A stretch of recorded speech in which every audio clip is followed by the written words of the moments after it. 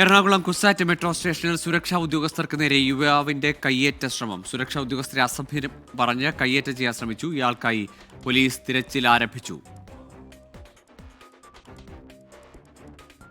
അമൽ സുരേന്ദ്രനുണ്ട് കൊച്ചിയിൽ നിന്ന് വിശദാംശങ്ങളുമായി. അമൽ, ഇയാളെ ഈ സുരക്ഷാ ഉദ്യോഗസ്ഥർ കസ്റ്റഡിയിലെടുക്കുന്നതാണ് ദൃശ്യങ്ങൾ എന്ന് മനസ്സിലാക്കുന്നത്. ഇനി പിന്നീട് ഇയാൾ എങ്ങോട്ട് പോയി?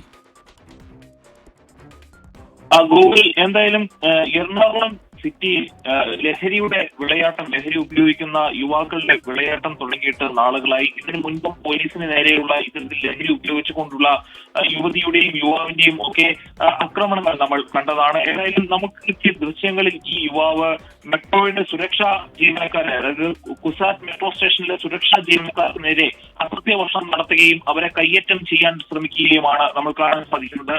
അപ്പോൾ ഈ സുരക്ഷാ ജീവനക്കാർ ഈ ഒരു ലഹരിക്ക് അടിമയായി എന്ന് സംശയിക്കുന്ന തരത്തിൽ പ്രവർത്തിച്ച ഈ ഒരാളെ പ്രതിരോധിക്കാനുള്ള ശ്രമങ്ങൾ നടത്തുന്നത്. അതിനുശേഷം ഇയാളെ ബലമായി തന്നെ അവിടെ നിന്ന് മാറ്റുന്ന ദൃശ്യങ്ങളാണ് നമുക്ക് ലഭിച്ചിട്ടുള്ളത്. അതിനുശേഷം ഇയാളെ കുറിച്ച് യാതൊരു വിവരവും ഇപ്പോൾ ലഭ്യമായിട്ടില്ല.